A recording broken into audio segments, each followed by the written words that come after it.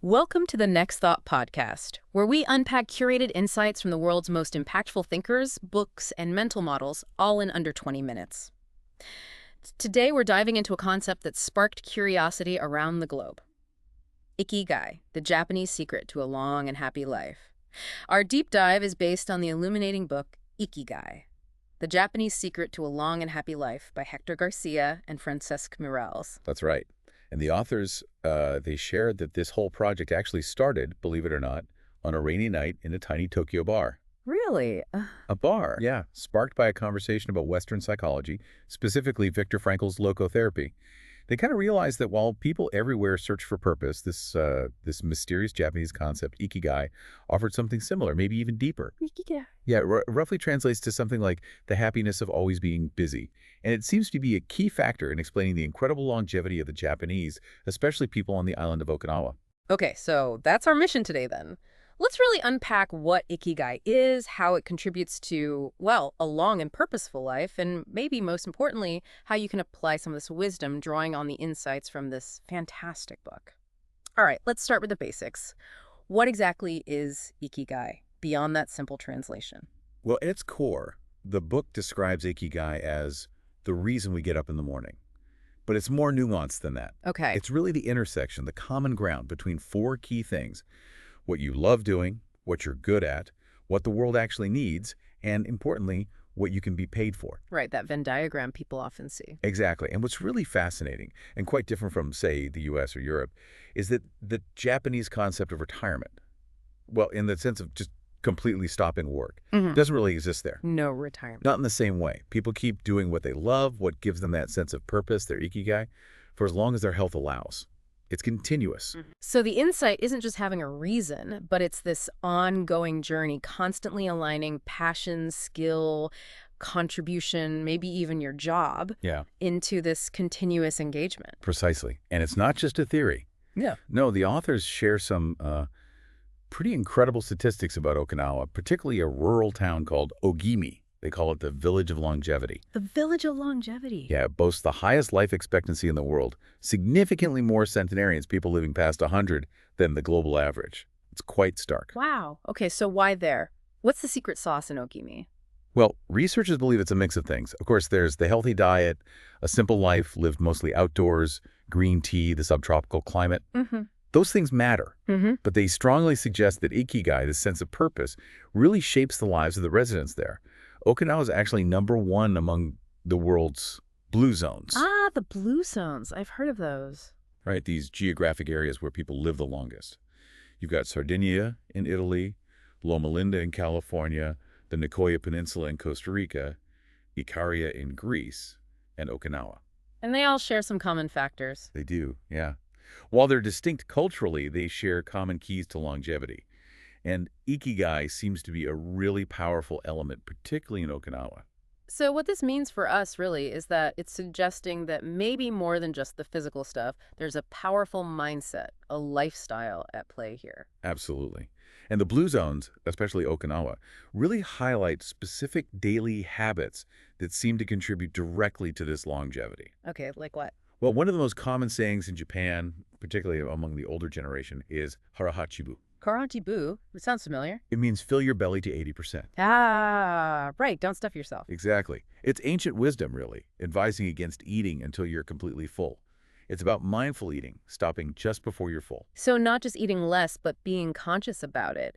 Does the book give specifics? It does. Okinawans eat, on average, around 1,800 to 1,900 calories a day. That's significantly less than, say, the average American intake. Wow, yeah. And their diet is rich in things like tofu, sweet potatoes, fish maybe 3 times a week, and lots of vegetables, about 11 ounces daily. What about things they don't eat? Well, they rarely eat sugar, and they consume almost half the amount of salt compared to the rest of Japan, which is already lower than many Western countries. So this lower caloric intake, especially getting calories from nutrient-dense foods, they mentioned the local shikawasa fruit, which is like a citrus. Shikawasa. Yeah, apparently it has 40 times more of a specific antioxidant, biotin, than oranges. Things like that are clearly a big factor. Okay, diet makes sense. What about activity? Are they all gym rats? Actually, no. That's another really interesting point from the Blue Zone studies. The longest living people aren't usually the ones doing the most intense exercise. Really? Yeah, it's the ones who move the most consistently throughout the day. In Ogimi, even people well into their 80s and 90s are highly active. Lots of walking, gardening is huge, low-impact social activities like gate ball, which is sort of like croquet. They're just not sedentary. Their life involves movement. So it's built into their day, not a separate exercise chore. Exactly. And it's not just physical activity either. Connection is huge. Connection. Yeah, the concept of moai. These are basically informal social support groups, people with common interests who look out for each other. Like a club. Sort of, but deeper. Members often make small monthly financial contributions to a common pot. They share meals, play games, and critically, offer emotional and sometimes financial support if someone's having a hard time. Wow, that's a built-in safety net. It really is. Yeah. It's a powerful example of community being part of your Ikigai. Reduces stress, encourages healthy behaviors. It's vital. So beyond these daily habits, the diet, the movement, the moai you mentioned mindset earlier. Yes, absolutely. There seems to be a powerful mindset driving these long, happy lives. The book draws a really interesting parallel between Ikigai and Viktor Frankl's logotherapy. Frankl, from Man's Search for Meaning. That's the one. His experiences in concentration camps led him to develop logotherapy, which basically says our primary drive in life isn't pleasure, but the discovery and pursuit of what we personally find meaningful. Okay. Frankl famously wrote, "Everything can be taken from a man but one thing, the last of the human freedoms. To choose one's attitude in any given set of circumstances. That search for meaning is central." And how does Ikigai relate to that? Well, Ikigai provides a framework for finding that meaning. And there's another related concept, Japanese Morita therapy. Morita therapy. Yeah, it takes a slightly different tack. Instead of trying to directly control or change your emotions, it teaches you to accept them, feelings and all, and focus instead on your actions. Accept emotions, focus on actions. Exactly. As Morita put it, do what you should be doing. The idea is that your feelings will eventually catch up or change as a result of your actions. Don't wait to feel motivated. Act and motivation might follow. That's powerful. Taking charge of what you can control your behavior. Precisely. It's a practical way to move towards discovering and living your Ikigai. And this focus on action, on engagement, leads directly to another key concept, flow. Ah, flow. Mahali's Csikszentmihalyi's idea. Exactly, that state of being completely immersed in an activity. Your sense of self kind of dissolves, time flies by, nothing else seems to matter. Zone. Yeah, the zone. It's considered an optimal human experience. You see it in athletes, artists, musicians, surgeons, programmers, Yeah. anyone deeply engaged in a challenging task. It sounds amazing, but honestly, it feels pretty hard to achieve these days with phones buzzing and endless distractions. How does the book suggest we actually find or cultivate flow? Good question. It boils down to three main strategies. First, choose a task that's difficult, but not too difficult for you. Sweet spot. Yeah. It needs to challenge your skills just enough to keep you engaged, but not so much that you get frustrated or anxious or so little that you get bored. Hemingway had a great quote about writing. "Sometimes I write better than I can," pushing yourself slightly. Okay, find the right challenge level. What's second? Have a clear, concrete objective. Know what you're trying to achieve, but think compass over maps. Compass over maps. Know your general direction, your goal, but be flexible about the exact path to get there. Like, an Olympic swimmer focuses on their stroke right now, not just the gold medal at the end. Focus on the process. Got it. And the third? Concentrate on a single task.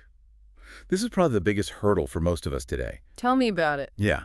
Research consistently shows multitasking just doesn't work well. We're less productive, we make more mistakes, we don't retain information as well. So turn off the notifications. Definitely. Use techniques like Pomodoro-focused work bursts, then short breaks. Find or create a space where you won't be interrupted. It's crucial for getting into that flow state. And this idea of flow, you see it reflected in Japanese culture. Absolutely. They have this concept of takumi, master artisans. Takumi. Yeah, people who dedicate their lives to perfecting a specific, often manual skill, sometimes bordering on obsession. The book mentions hidden artisans at Toyota, traditional brush makers. Like Jiro from the documentary Jiro Dreams of Sushi. Exactly like Jiro. Making sushi for what, 80 years? Finding deep, profound flow in that single craft. Steve Jobs was apparently fascinated by that level of dedication and sophisticated simplicity in Japanese crafts. Wow. Does it apply to less artisanal things? Yes. The book talks about microflow, finding ways to bring focus and engagement even to routine or mundane tasks. Microflow. Like what? Like an elevator operator who turns their job into a graceful, efficient performance.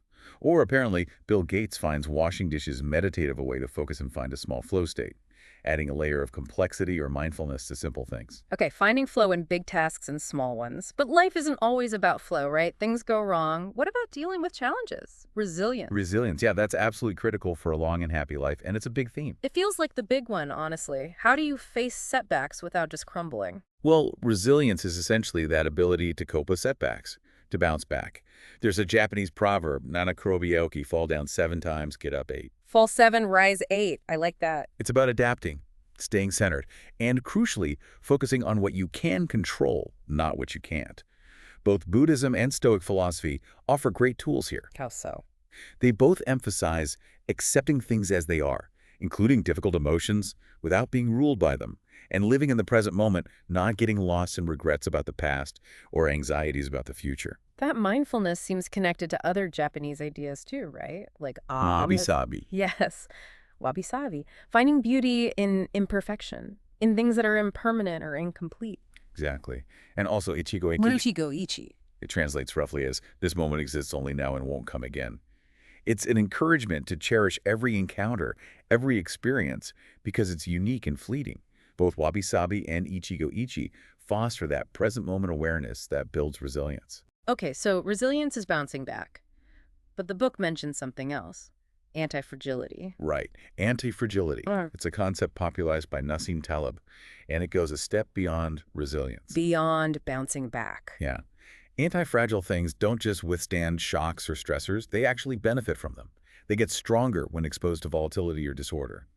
Think of the mythical Hydra cut off one head to grow back. Okay, how does that apply to us? We're not hydras. No. But we can cultivate anti-fragility in our lives. For example, by building in redundancies, having multiple sources of income, or a diverse group of friends instead of relying on just one person. Diversification, basically. Kind of, yeah. Also, by taking small, calculated risks. Things where the potential upside is large, but the downside is limited. This allows you to learn and adapt from small failures. Learning from mistakes makes you stronger. Exactly. And actively eliminating things that make you fragile, like getting rid of unnecessary debt, avoiding toxic relationships or habits. With anti-fragility, every setback isn't just something to endure, it's potentially an opportunity to get stronger, to grow. That's a really powerful reframe. So the authors actually went and talked to these centenarians in Ogimi, right? They did. Spent a week interviewing them. What was their takeaway? What wisdom stood out? You know, what's really striking is how simple and consistent their advice often is. Simple. Yeah. Like Masao Okawa, she lived to 117. Her advice: eat and sleep and you'll live a long time. You have to learn to relax. Learn to relax. Easier said than done sometimes. Tell me about it. Or Maria Kapovia, 116 years old. She credited never eating meat and loving to dance. Jean Kuhlman, the oldest verified person ever at 122. 122. Right. She rode a bicycle until she was 100, lived on her own until 110, apparently had a great sense of humor. Walter Bruning lived to 114. His advice was simple: keep your mind and body busy. Mind and body busy. It keeps coming back to purpose and engagement. It really does. And you see this echoed in what the book calls Ikigai artists, people who just kept creating and doing what they loved, way past conventional retirement age. Like who? Well, actor Christopher Plummer said he wanted to drop dead on stage. Painter Carmen Herrera sold her first painting at 89 and said she was always waiting to finish the next thing. Wow, 89. Yeah. And the famous Japanese artist Hokusai, who painted The Great Wave. He declared late in life that only when he reached 110 would his work truly be instinct with life. These people show how a clear purpose fuels lifelong engagement. That's incredibly inspiring. So if you had to summarize the Ogimi lifestyle, what are the key elements? The book lays out these keys to the Ogimi lifestyle. It found that basically 100% of the centenarians they studied had vegetable gardens. Everyone gardens. Pretty much. They all belong to community associations, those moai we talked about. They celebrate often birthdays, local festivals. They all have an ikigai, a purpose. But importantly, they don't take it too seriously. There's a lightness to it. Not overly stressed about their purpose. Right? They're proud of their local traditions. They practice yuimaru, a spirit of mutual help. And they're always busy, but with tasks that allow them to be relaxed while doing them. They're never really idle, always engaged in something meaningful to them. Okay, so wrapping this up. This deep dive into Ikigai really shows that while maybe our specific purpose is unique to each of us, that fundamental search for meaning is universal, isn't it? Absolutely.